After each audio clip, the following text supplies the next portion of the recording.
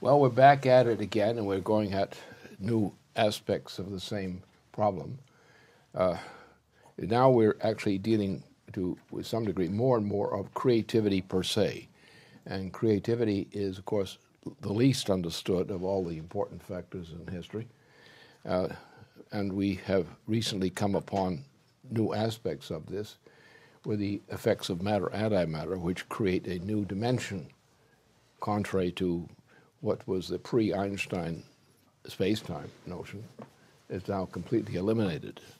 Not only are these characteristics there, but they're also within the process in human creativity and some forms of evolution express a direction of action, directionality in apparent time, directly opposite to normal time.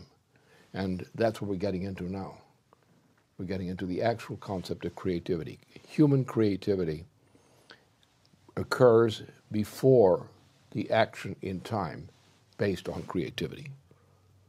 So it's an example of those things in which the idea of time, as we've understood it, doesn't mean anything anymore. The first time this sort of thing was made clear was by Einstein in terms of the E equal mc squared, the matter-antimatter reaction. And now we're getting into other aspects of this kind of action, which we now have to consider in terms of that. But the more fundamental thing is what I mentioned yesterday, is that human creativity lies outside the bounds of what we think is time. That is, it has no, and also it lies outside the bounds of what we consider our human bodies. Our human bodies could never deal with this kind of problem. So therefore we're faced with and creativity makes that difference, because the creativity is opposite, in an opposite direction to what the ordinary sense of time is. So now we have to realize that our physical bodies, as repositories of thinking, are not efficient, at least the way we think about our bodies. And now we have to realize we're going into other dimensions, that human creativity lies outside what is considered action and reaction among human beings. And we're going to have some fun with that over the coming weeks. If we can't have our way, we'll exterminate you all, including us. And that's what we're up against. But beyond that, then you have to think, what's the opposite to this kind of thinking? And seeing this evil, which we're dealing with right now, should provoke us to recognize what the alternative is. And that's where the good part comes in. But you have to fight for it. I mean, you realize that only a few general officers and people of related categories have prevented an extinction of mankind already in the past course of the year. They were going for it. They intended, they're very explicit, they intended to go with a thrust into Syria and Iran as immediately as possible after killing successfully Gaddafi. That was delayed because U.S. military circles and those who were influenced by them said no. Now that was sufficient, at least temporarily, to prevent this thing from being launched. And what was supposed to happen toward the closing months of the last year has now continued as postponed into the present time. We're coming to the point of strain in which the last option for the oligarchy to launch this kind of thing is about to be reached, which is the extinction of humanity if it occurs. Well, what's the reason for impeaching or Obama? To save save the human species. Pull Obama out of office and you might save the human species. Anybody who's supporting Obama is an enemy of the human species, whether they know it or not. Because of all these thugs, these Republican thugs out there, who are not worth anything, but none of them represents the absolute evil that the present leadership of the Democratic Party represents. Not some because they're evil, and some because they're cowardly. And therefore, the most important thing is to develop among people a scientifically sound conception of what humanity is and what humanity can be. And it's what we should be doing at this table. What we are doing is to understand what mankind should do. On the one hand, we can show what mankind should not do, and Obama is a good typification of that, what mankind must never become again. But at that time, it's not enough. You've got to also develop in more people a sense of what we must do. Yeah. Like, for example, like take the election campaign issues of this bunch of clowns called Republicans. And they're all clowns.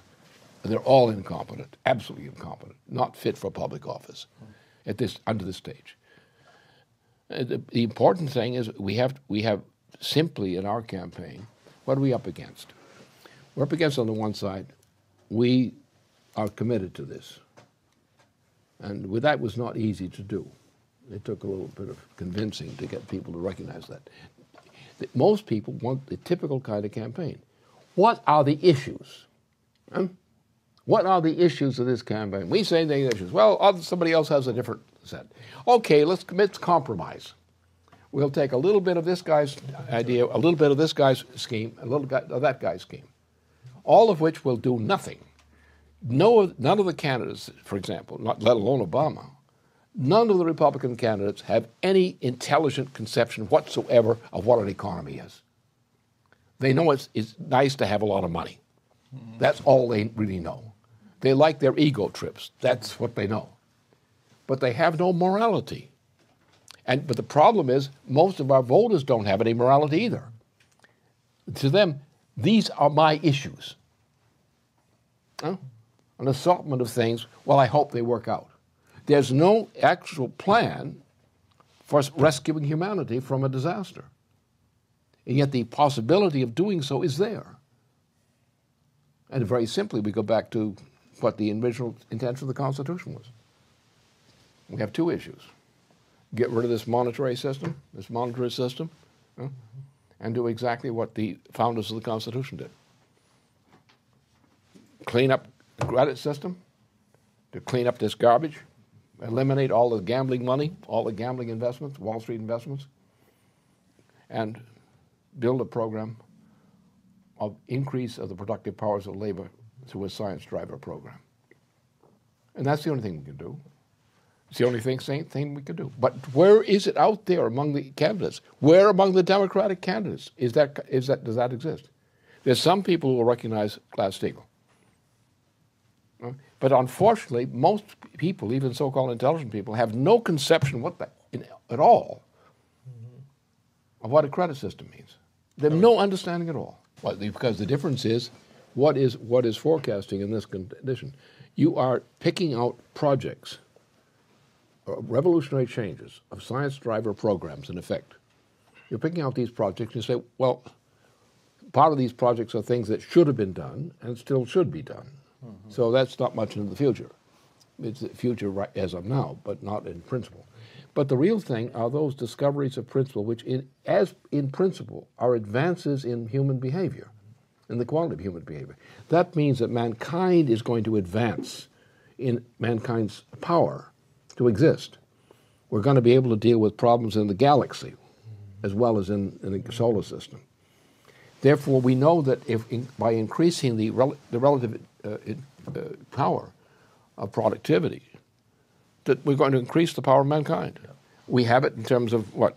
Thermonuclear power now, and we're going to matter reaction systems, and we're going to go beyond that, which means that these steps will be advances in human productivity beyond the dreams of anyone. Yeah. And we're saying, well, why not take the step of step 1, step 2, step 3 of things that reach beyond the dreams of everyone today, except a few of us, and invest in these knowing that the result, the fruit of that activity will be manifold relative to what you're able to do now. The other guy says, no, let's take a proven product, a technique that works, or somebody thinks a technique will work. Let's invest in that and see how it works out. But we have to get some money. In other words, we have to enslave ourselves to somebody like a banker, or that kind of banker. When we don't, all we need is to create the credit and on the basis and apply it on the basis of what we know will work. What we know will work because it's an improvement. That's why NWAPA is so key. NWAPA is not a solution. NWAPA is a solution, but it also breaks the back of the opposition to progress.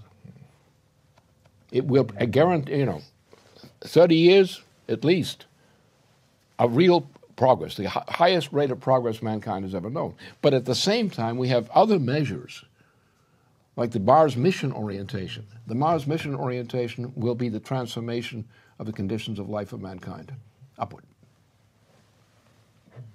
When we have, probably 30 years from now and so forth, we will have, by then, we'll have established a flight to Mars from the moon, which will occur within a period of no longer than about a week to do it, both ways. And we should be now preparing the realization of that objective and doing all the steps that have to be done or that we have to discover have to be done, which are necessary to achieve that agreement. And 30 years is it's not quite midway into this century. And it means a change in the condition of mankind, a revolution, which all this crap we're fighting against today will be long put behind us. And the trajectory is ready to be implemented yesterday. Yes.